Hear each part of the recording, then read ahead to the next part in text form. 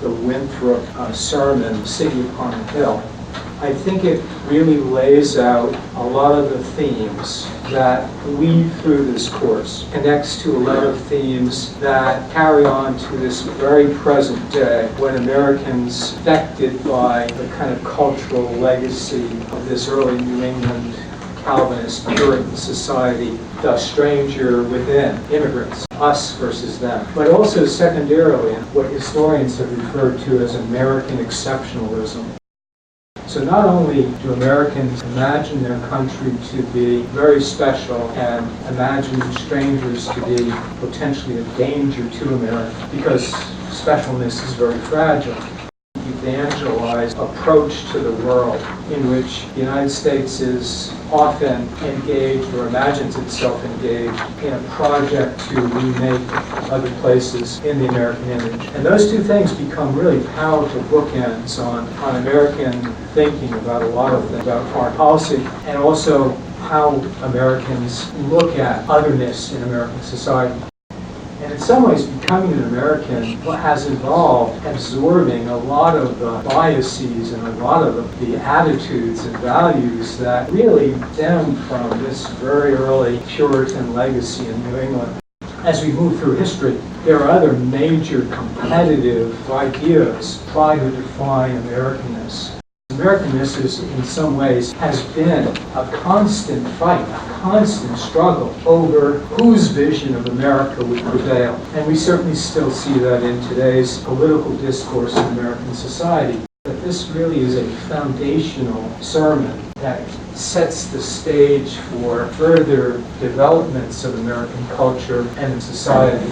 One of the moments that find to be really pivotal in their settlement, right, they came here, many of them had always imagined that they would go back eventually when their side won in the English religious wars, and they would purify the society themselves by physically returning. They would be an example. In the 1640s, England experiences a civil war. The Anglicans, the church that is the royal family, versus the Calvinist Puritans. And they depose and they execute the king. Cromwell becomes the dictator, and Parliament takes the reins of government. They call this period the interregnum, the period between reigns.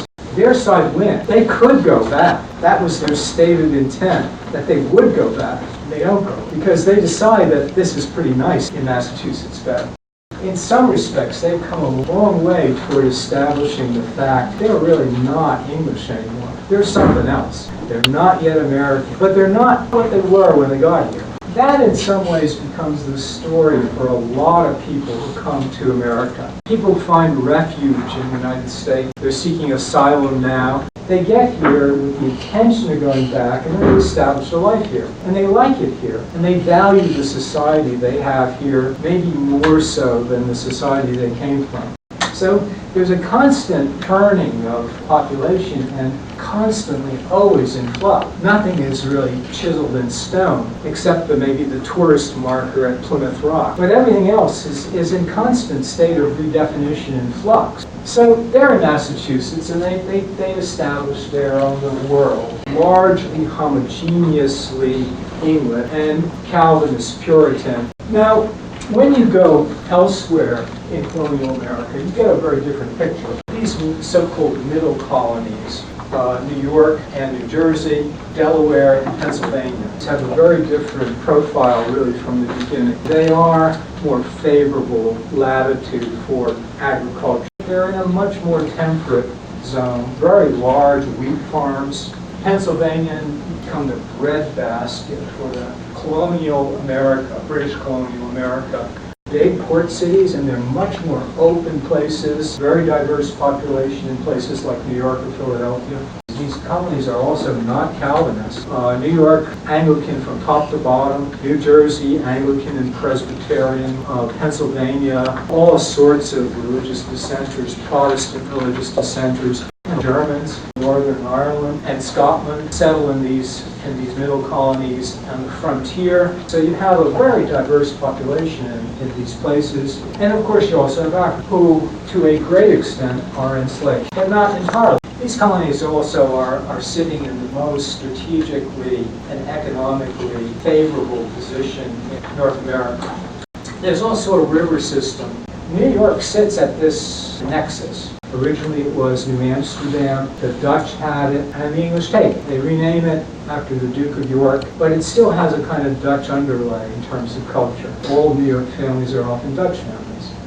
When you go further south, you get a very different economy and a very different social and demographic or population profile. We're talking British North America extending from Maryland, Virginia, Carolinas, Georgia. Land that is physically very different. The weather is much warmer. Growing season's much longer. And when you go far enough south, it's sort of semi-tropical. There's no long river that penetrates to the coast, so there's no reason to build big cities because you can't tap the resources of the interior because there is really no interior. So that's a problem from the standpoint of urban growth, the possibility of building cities. Get instead are a lot of settlements along the rivers. So it's very decentralized, very agricultural, sort of semi-tropical. Comes a disease environment that is much more difficult. Malaria and all kinds of swamp-related diseases are characteristical as this kind of climate.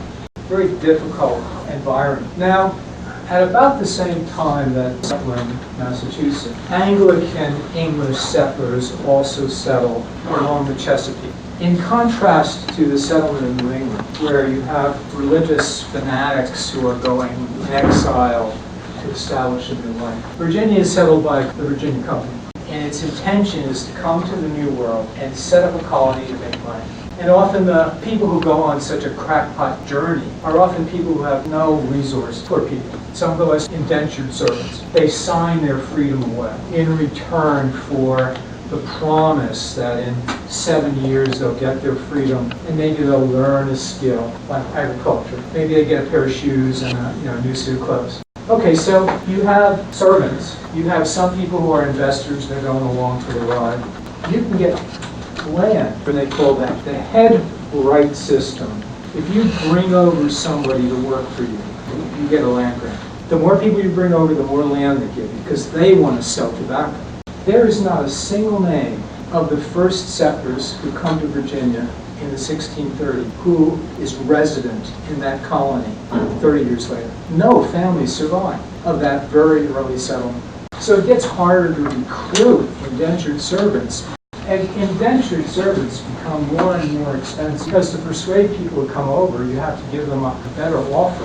In 1619, a Dutch ship comes to the colony of Virginia and unloads a cargo of about 20 Africans. Of these early Africans, we know that they came from somewhere in the Spanish or Portuguese world because they have Spanish first names. But we don't know a great deal about their legal status. They're not free. They didn't buy a ticket. Whether they're in some state of servitude, temporary servitude, or whether they are in a state of slavery. The Dutch probably think of them as commodities. And early Virginia does not yet have a law to deal with unfree Africans. Over the next 60 years, what happens in Virginia is the evolution of English slavery as we've come to know it. The process by which this happens, you see a gradual worsening of the terms of African servitude, clarification of where unfreed Africans fit in the law of Virginia. And of course, their great advantage to the English, they can't quit. And they're already used to a lot of the tropical diseases that kill off these English people. Little by little, we see the tightening of the system of unfreedom. You start to see the price for Africans exceed the price for Europeans. What you're buying is somebody whose term of service is a lot longer than the term of service of a European servant. These are people regarded increasingly as interchangeable units of labor without a soul. By the end of the 1600s, the colony has established elaborate laws that govern English relations with Africa. You're forbidden to intermarry. You're forbidden to teach Africans Christian religion. The law also starts to define the term of service, perpetual, no way out of this institution. The law also specifies Europeans are not eligible for enslavement, that slavery will be an institution restricted to Indians and Africans. The laws of Virginia created an elaborate system of slave patrols requiring that white Virginia planters keep down the servile population. Certainly by the 1660s, this system is largely in place, that their legal status has been transformed into a system of black chattel slavery. Slavery is confined exclusively to Africans and Indians. It is perpetual, and finally, it is a legal state that is passed on of the mother. By the end of the 19th century, we see a development in the idea of what is known as chattel slavery, no longer regarded as people, but rather as interchangeable pieces of movable property.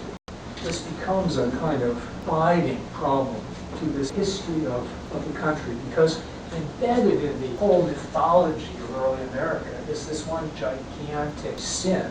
These southern colonies, these are not diverse places. The coastal elites are rather exclusively English. The enslaved African population is largely confined to the eastern counties.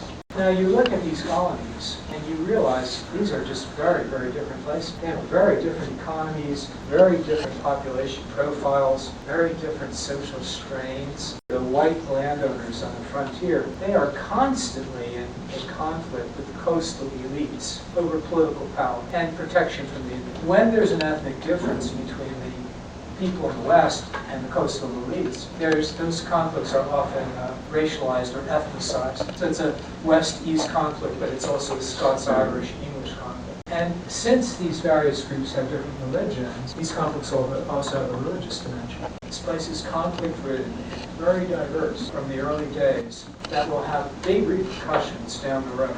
That slavery is central to this southern economy is hugely important for the further development of North America. There's constant friction with the native population.